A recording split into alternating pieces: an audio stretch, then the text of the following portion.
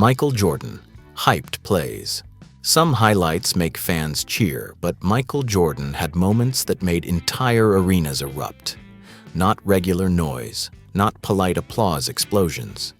The kind of reactions that hit a different frequency, where the sound feels physical, where you can almost feel the camera shake and the broadcasters lose their voices. Jordan didn't just score, he didn't just entertain. He controlled energy. He could sense the exact second when a crowd was holding its breath, hanging on the next move, waiting for something impossible. And that S, when he delivered the plays that didn't just define games, they defined eras. And what made these moments legendary wasn't only the difficulty of the shots, or the timing, or the stakes. It was the way the entire building reacted as if they were witnessing something they may never see again. Jordan had a talent, a genius almost, for turning tension into chaos, for turning silence into shock, for turning a possession into a moment the world would replay forever. There's a difference between noise and eruption. Noise is loud. Eruption is primal. Noise is excitement. Eruption is disbelief. With Jordan, arenas never stayed in the middle. They were either dead silent from heartbreak or shaking from the kind of roar that fans still talk about decades later. From shots that broke entire cities, to dunks that humiliated legends, to defensive plays that sent crowds into complete meltdown. Jordan created moments where the reaction became almost as iconic as the play itself. This video is about those moments, the plays that made fans leap out of their seats before the ball even hit the ground. The moments that forced even opposing crowds to scream. The highlights so outrageous that microphones couldn't capture the full sound. These aren't just Jordan's greatest plays, they were the loudest, wildest, most explosive crowd reactions ever caught on camera. And it all begins with the play that didn't just silence a city, it broke it. Section 1. The shot that broke a city. Before the world learned to fear Michael Jordan in the final seconds, Cleveland learned it the hardest. Game 5, 1989. Win or go home. The kind of moment where every dribble feels heavier than the last. The Cavs weren't just confident, they were convinced. They had beaten Chicago all 5 times that season. They were younger, deeper, better on paper.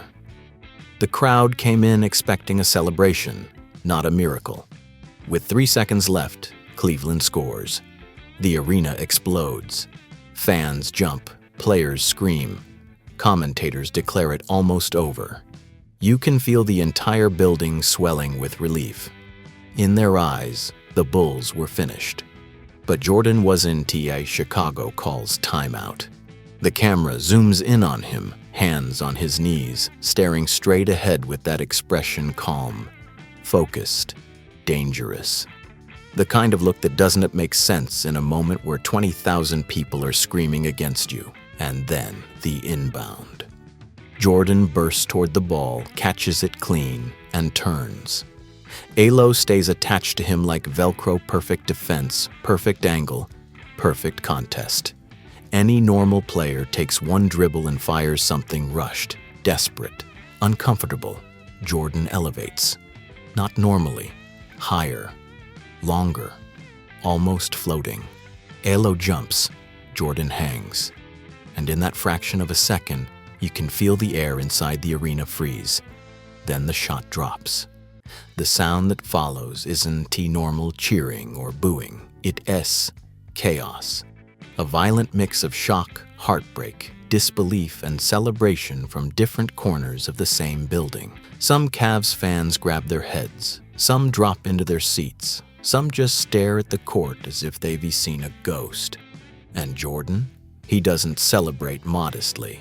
He jumps, pumps his fist, screams into the air like he just ripped the heart out of the building because he did. That fist pump becomes a piece of NBA history, replayed forever. This wasn't just a game winner. This was a city breaker, a moment that shifted an entire franchise's history, and a warning to the rest of the league. When the crowd is at its loudest, Jordan becomes his quietest right before he destroys everything. Section 2. The move that silenced LA, then blew the roof off. If Cleveland felt heartbreak, Los Angeles felt confusion followed by an eruption nobody in the building expected. 1991 NBA Finals, Lakers versus Bulls. Magic Johnson versus a rising Michael Jordan. Showtime versus the new era. The Forum crowd wasn't just loud, it was confident. They had seen every type of superstar come through their building. They'd watched Kareem, Worthy, Magic legends who turned pressure into performance. So when Jordan attacked the paint early in Game 2, nobody panicked. The Lakers had bodies waiting at the rim. Strong defenders, size, experience. This was supposed to be routine, but Jordan didn't care about routine. He drives past one defender, rises toward the rim with the ball cocked in his right hand, and the crowd leans forward expecting a highlight dunk. Then, midair, something strange happens. Jordan floats longer than anyone expects, turns his body, switches the ball from his right hand to his left, and softly flips it off the glass. For half a second, the building goes silent, not because they're disappointed, but because their brains can't process what just happened. It wasn't a dunk. It wasn't a layup. It wasn't even logical. It was improvisation. It was disrespect to gravity. It was Jordan deciding to turn a guaranteed 2 points into art. And then the sound hits. The crowd erupts not in anger, not in hate, but in stunned disbelief. Even Magic Johnson can be seen smiling, shaking his head, as if he's just witnessed something basketball shouldn't allow. The broadcasters lose their voices. People in the lower bowl stand up late because their minds needed extra time to understand what they saw. This wasn't a game-deciding play. It wasn't a buzzer beater. It was simply a moment where Jordan reminded the world that he didn't just play the game, he bent it. And the noise inside the Forum that night wasn't just loud. It was the sound of a dynasty realizing the NBA had officially changed hands. What Chicago fans felt as pride, Lakers fans felt as realization. Section 3. The shrug that made Chicago explode. Some plays are loud because they were dramatic. Others are loud because they were unexpected. But the loudest reactions come when a crowd witnesses something that should be impossible happening over and over again. That's exactly what happened on June 3, 1992. Game 1 of the NBA Finals. Bulls versus Trail Blazers. Chicago Stadium packed with fans who thought they'd seen every version of Michael Jordan there was. They were wrong. Portland came into the series believing they had the advantage from the three-point line. Jordan wasn't a long-range shooter. That was the scouting report. That was the plan. And early on, the Blazers left him space, daring him to shoot. Bad idea. Jordan hits the first three. The crowd cheers. Normal. Expected. He hits a second. Crowd volume rises. He hits a third. The sound shifts. Shock mixes with excitement. Then the fourth drops. Chicago Stadium starts rumbling. People start standing without meaning to. Commentators begin losing track of what to say. And then the fifth. At this point, it feels like something supernatural is happening. Fans are screaming before the ball even reaches the rim. Every time Jordan touches the ball, the entire arena leans forward like they were watching a bomb about to go off. And then comes the sixth. When that shot falls, Chicago doesn't just erupt, it detonates. The noise becomes a wall of sound, shaking the cameras, drowning out commentary, overwhelming everything in the building. Fans are throwing their hands in the air. Some are jumping in circles. Even the bench looks stunned. And Jordan? He looks at the broadcast table and shrugs. Not a cocky shrug, Not a look at me gesture. A genuine, I don't know what is happening either. That one moment, the shrug became a cultural stamp, a symbol of a player entering a level even he couldn't fully explain. A moment where fans weren't just cheering the shot, they were cheering the impossibility of the entire sequence. It wasn't the finals hype, it wasn't the stakes, it wasn't even the shots themselves. It was the feeling of witnessing a human doing something that didn't feel human. And the crowd responded the only way they could, by losing their minds. Section 4. The block that made Indiana erupt. If there was one arena in the 90s that matched Chicago's intensity, it was Indiana. Pacers fans weren't casual. They were loud, unified, and unforgiving. And when Reggie Miller got hot, the entire building transformed into a volcano. Game 4 of the 1998 Eastern Conference Finals was exactly that tense, physical, and hostile. Every possession felt like a punch. Every whistle felt like a war. Indiana fans believed they were watching the team that could finally dethrone the Bulls. And late in the game, the moment they'd been waiting for finally came. Reggie Miller slips around a screen. He shakes loose from Pippen completely open. The ball swings to him in perfect rhythm. The crowd rises before he even catches it. This is Reggie's shot. This is Indiana's moment. This is the momentum shift they've been begging for. The ball leaves his hands, and then Jordan appears out of absolutely nowhere. Not from the front, not from the side, from the angle that shouldn't exist. He launches, extends, and swats the shot clean out of the air. For a split second, there is silence. Not the normal silence of shock. The silence of a punch that lands so hard it takes a moment to feel. Then the building explodes. The microphones shake. Fans scream in disbelief. Some throw their hands up. Some grab the person next to them. Some simply stand frozen as if their brain needs extra time to register what they just witnessed. And you can hear it in the broadcast.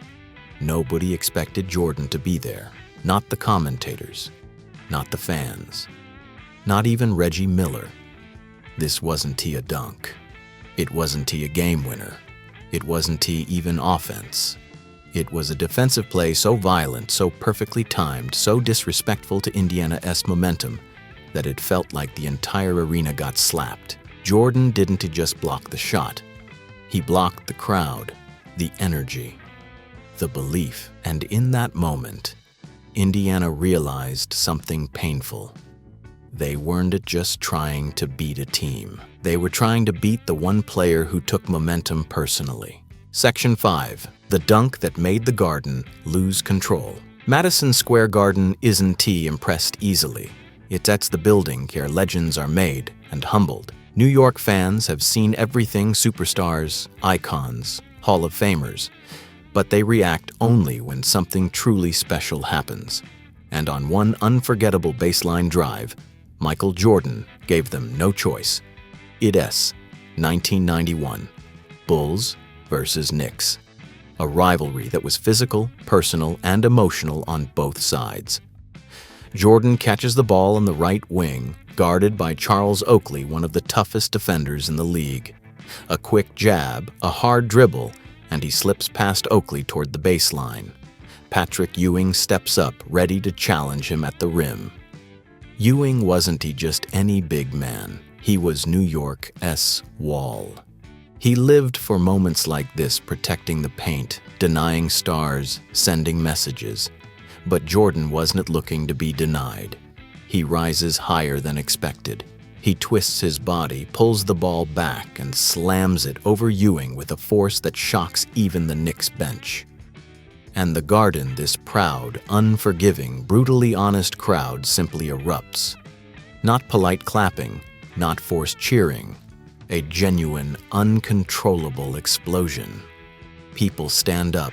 Some fans scream in disbelief. Even Knicks supporters throw their hands over their heads, reacting to the sheer disrespect of the play.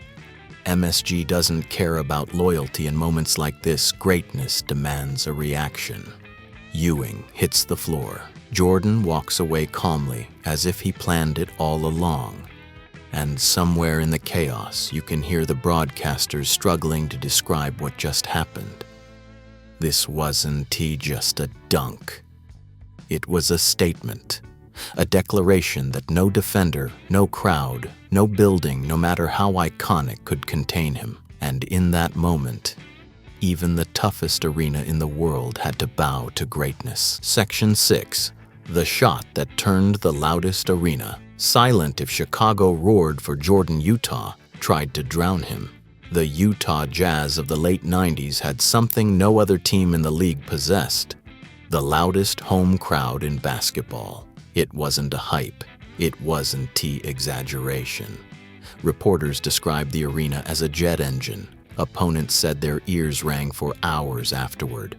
Coaches had to shout during timeouts. And during the 1997 finals, that noise reached a different level. Game on the line. Tension thick enough to feel. 20,000 fans screaming with everything they had. But when Jordan has the ball in the clutch, noise becomes irrelevant. He isolates at the top, dribbles left. The crowd is shaking the building. You can see people in the stands jumping before he even shoots, desperate to distract him. Jordan rises, holds his form, releases the shot with absolute calm. And then a sound no one expected. Silence, not disappointment, not a slow fade of noise. Instant, absolute silence. As if 20,000 voices were cut off mid-scream. The ball drops clean. Jordan turns away with the expression of someone who's done this too many times to be surprised. And in that frozen second, you can see Utah fans' faces shift from hope to disbelief. But the quiet doesn't last long. The Bulls bench erupts. Chicago fans in the arena leap out of their seats. The broadcast explodes with emotion. And Utah's silence becomes part of the moment, a void Jordan created with a single shot. It wasn't the game winner. It wasn't the series clincher. But it was the reminder that no amount of noise, hostility, or pressure could ever change who he was. The one player who could walk into the loudest arena in the NBA and mute it with a single fadeaway. Section 7. The last shot that shook the world. There are clutch shots. There are iconic shots. And then there is the shot. The moment basketball history stopped being a timeline and became a photograph burned into the memory of millions. Game 6, 1998, NBA Finals. Utah again, the arena overflowing with stress, desperation, and noise so loud it feels physical. Everyone in the building knows what's at stake. Everyone understands the magnitude. Everyone senses what's coming, but nobody can stop it. Jordan strips the ball from Karl Malone in the post, a steal so clean it feels predestined. He brings it up himself, the entire arena rising to its feet. The crowd isn't cheering anymore, they were begging. Brian Russell squares up. Jordan dribbles. 1-2 crossover. Russell stumbles. Jordan rises. For a full second, time stretches. The ball arcs through the air, and the entire world inside the arena and watching from home holds its breath. Then it drops, and the reaction isn't a simple noise. It's an emotional earthquake. The Utah crowd erupts in shock, anger, heartbreak, disbelief. The sound has layers: a scream, a gasp, a groan, and a roar, all crashing together. The camera shakes. Fans grab their heads. Some collapse into their seats. Some stare at the floor, unable to process the moment. Meanwhile, Bulls fans scream like Chicago itself just erupted inside Utah's arena. Jordan, calm as ever, holds his follow-through, frozen in the most iconic pose in NBA history. No celebration, no yelling. Just the cold confidence of a man who knows he just finished a dynasty with a single shot. This wasn't just a game winner. It wasn't just a finals dagger. It was the perfect ending to the perfect career arc, a moment so powerful, so cinematic, so universally understood that the crowd's reaction became a part of basketball mythology. The noise wasn't just loud, it was history. Section 8. The Old Lion, who made arenas roar again. Most legends fade quietly. Most great players slow down, step aside, and let the next generation take over. But Michael Jordan was never most players. When he returned in 2001 with the Washington Wizards, people expected nostalgia, some fadeaways, some applause, maybe a highlight or two. Nobody expected electricity. Nobody expected crowds to erupt like it was still 1993. And absolutely nobody expected Jordan at 38 years old to deliver moments that shook buildings all over again. But he did. There were nights when the crowd noise didn't just rise, it cascaded, wave after wave, as if fans were trying to pull the past back into the present. Every time Jordan hit one of those impossible fadeaways, leaning, twisting, turning shots that belonged to a younger man, the reaction wasn't a polite appreciation. It was shock, raw, stunned disbelief that the old lion still had claws. And then came the daggers, overtime winners, fourth quarter takeovers, sequences where he'd hit 3 or 4 straight shots, and the entire arena would begin buzzing before the ball even touched his hands. The Wizards crowd didn't just cheer, they reacted, exploded, lost control, because part of them knew they were watching the last embers of something mythical. Every big shot felt like a gift. Every vintage move felt like time itself, bending for one more glimpse of greatness. And even on the road, opposing fans, people who had spent their childhoods hating Jordan, found themselves standing and cheering for him. After he hit a dagger in Cleveland, the same building he broke in '89, fans rose to their feet, not in anger, in admiration. This version of Jordan wasn't the fastest, wasn't the highest jumper, wasn't the young assassin, but the eruptions he created, still unmatched, because greatness doesn't age. And for one final stretch, Jordan reminded the world that even at 38, 20 years into his legend, he could still make an entire arena lose its mind with a single shot. Michael Jordan didn't just create highlights, he created moments that shook buildings and carved themselves into basketball history. Every roar, every gasp, every eruption came from one truth. He made the impossible feel routine. Crowds didn't react to the points, they reacted to the presence, to the timing, to the instinct, to the feeling that when the ball was in his hands, anything could happen, and usually did. These weren't just loud plays. They were the sound of greatness echoing through time. And decades later, those echoes still haven't faded.